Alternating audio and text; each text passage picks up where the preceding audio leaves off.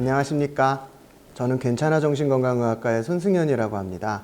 이번 시간에는 생후 1년간의 아이를 키우는 초보 어머니 아버지들을 대상으로 궁금한 점에 답을 해드리는 시간을 가질 텐데요. 놀이라는 주제에 대해서 질문을 받아서 그거에 대한 답변을 드려보도록 하겠습니다. 가장 많은 부모님들이 처음으로 겪게 되는 의문일 텐데요.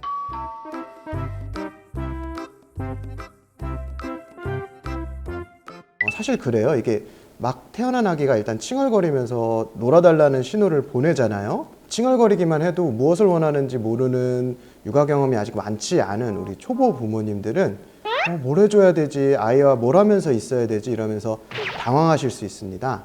일단은 당황하시지 말고 너무 걱정하실 필요는 없으세요. 엄마나 혹은 아빠가 눈앞에 있어주고 눈을 이렇게 마주쳐주면서 안아주시고 쓰다듬어 주시고 표정을 다양하게 지어주시는 것만으로도 아이는 재미를 느끼고 일단 안심을 하게 됩니다. 더불어서는 이제 말을 이렇게 나지막히 걸어주거나 아이의 이름을 불러준다든지 노래를 나지막하게 불러주셔도 좋고요. 아이에게 상황에 맞는 적절한 피드백을 주기만 하면은 일단 된다를 염두에 두시고요. 아이의 반응을 그럼 제대로 살펴야겠지요. 아이가 높은 톤의 기분 좋은 소리를 내거나 얼굴 표정이 밝아지면은 좋은 사인이죠. 지금 만족을 하고 있다는 뜻이고요. 만약 아이가 나와 시선을 마주치지 않고 외면을 한다.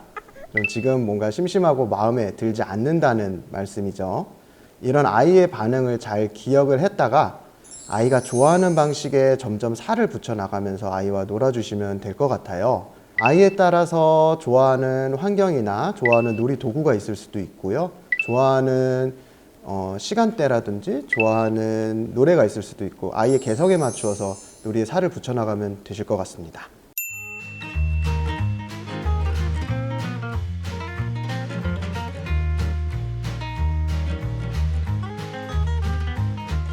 다음 질문으로는 이제 시대가 바뀌면서 아빠들도 아이와 많이 놀아주려고 하시게 되었는데요.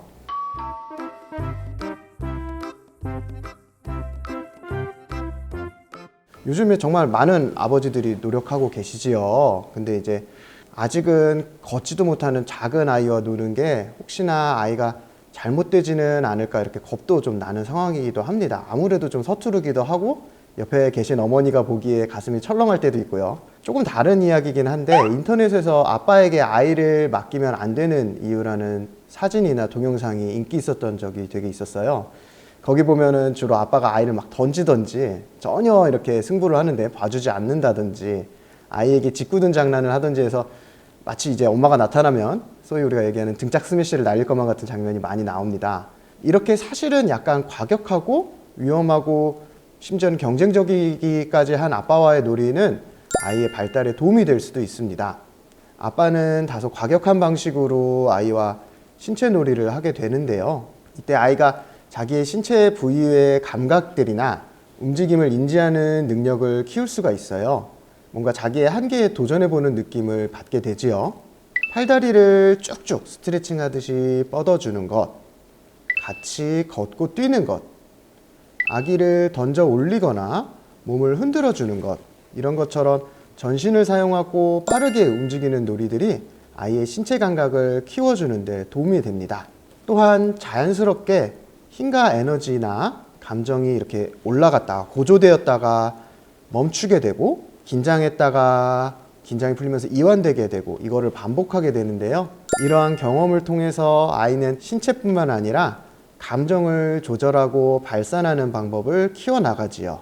또한 경쟁을 통해서 사실 아빠를 뭔가 거대한 존재를 상대해서 이겼을 때의 성취감 그리고 졌을 때의 속상한 감정을 조절하는 법을 배워나가게 됩니다. 더불어서는 사실 체력을 좀 빼주어야지요. 아버지가 엄마한테 점수도 또 따고요.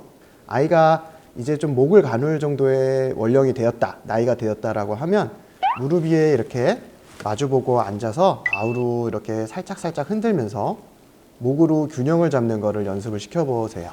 무릎을 우리가 비스듬하게 앉혀서 세운 다음에 무릎 위에 눕혀두고 아이의 어깨 뒤에 손을 얹어주거나 손을 살짝 잡고서 이렇게 윗몸 일으키기 하듯이 아이를 천천히 세워주시면 아이가 고개를 꼿꼿이 세우게 되거든요.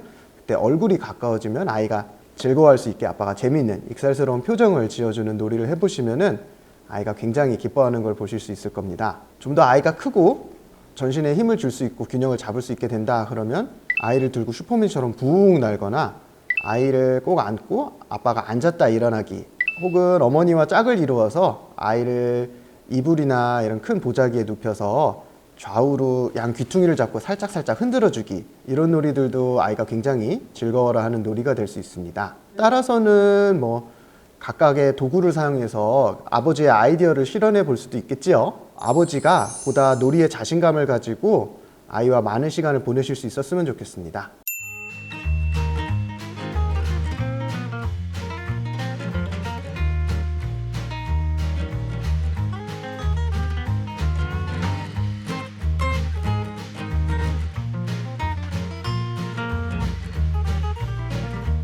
다음 질문으로 넘어갈게요.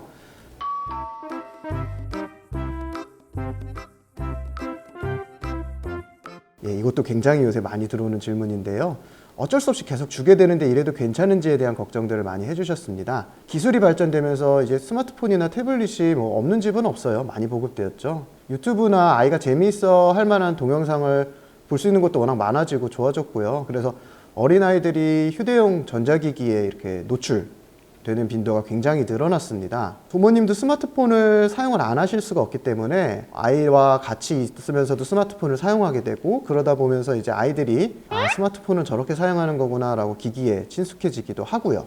이게 또 현실적으로는 이제 외출을 해서 일단 밥이라도 먹어야 되는데 아이가 잘 달래지지 않으면은 이게 또 이것만한 대안이 없거든요. 이게 아이를 돌봐주는 일종의 시터 역할을 나눠 가지게 된 거죠. 근데 이제 결론부터 말씀을 드리자면은 뭐 아실 수도 있겠지만 스마트폰 사용은 아이들에게 좋지는 않죠. 그런데 왜 안 좋은지 설명을 좀 드려야 될 것 같은데요. 일단 다양한 자극을 받고 때로는 이제 뭔가 불만족도 견디어야 되는 법을 배워야 될 아이의 뇌가 주로 시각적이고 즉각적인 자극에 노출되다 보니까 발달에 좀 부정적인 영향을 받게 돼요. 특히나 많이 접한 아이들은 비만이라든지 활동량이 적어지죠.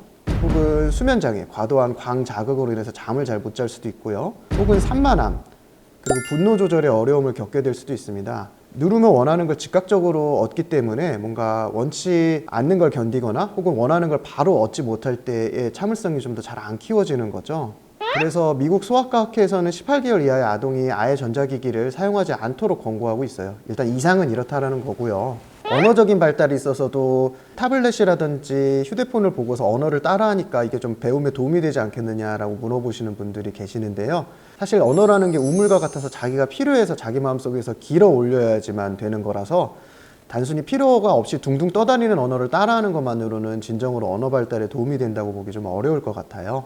교육용 영상이나 다큐멘터리 같은 건 어떻게 했냐고 물어보시는 부모님도 계시죠. 근데 사실 2세 이하의 어린이에게는 큰 도움은 되지는 않아요. 현실의 일이나 TV 일이 오히려 혼란스러울 수도 있고요. 아직은 그런 화면 전환이나 편집 같은 것들이 아이의 사고 속도보다 좀 더 빨라서 소화가 되기 좀 어려운 정보들입니다. 현실적으로는 좀 어려울 수 있겠지만 가급적 아이가 스마트 기기나 영상에 노출되지 않도록 해주시고, 어쩔 수 없는 상황이라면은 옆에서 부모님이나 보호자가 지켜보시면서 어떠한 영상을 보고 있는지 아이에게 말을 걸어주시고 이야기를 서로 나누는 것이 좋겠습니다. 특히 유튜브 같은 경우에 주의해야 될 게 영상 알고리즘에 의해서 분명히 처음 영상은 괜찮았는데 정말 예상치 못한 영상으로 넘어가는 경우도 있으니까 주의를 해야겠고요.